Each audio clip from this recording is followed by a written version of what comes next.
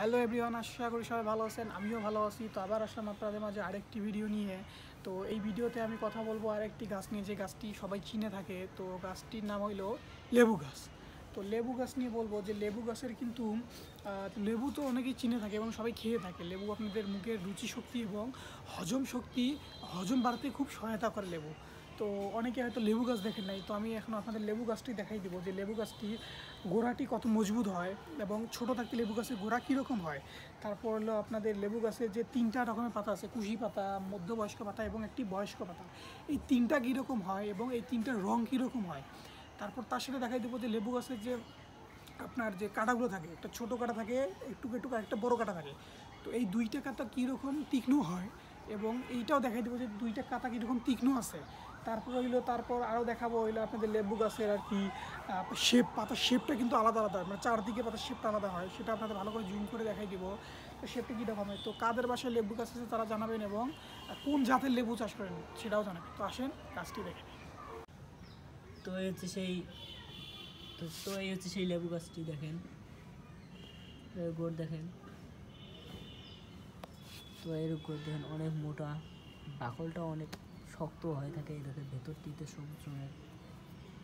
সম্পূর্ণ গাছটি আগে দেখাচ্ছি।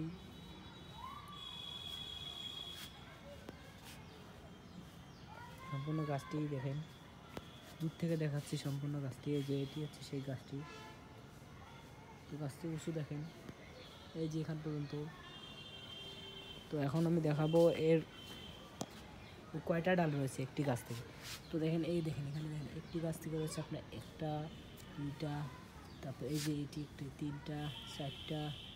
তো আপনার এখানে আরও রয়েছে দেখেন 5টা, 6টা, 7টা, আরও বেশি রয়েছে, এর চেয়েও বেশি। এইদিকেও বাইর হচ্ছে, উপরেও অনেক রয়েছে। তো দেখেন উপরেও অনেক রয়েছে।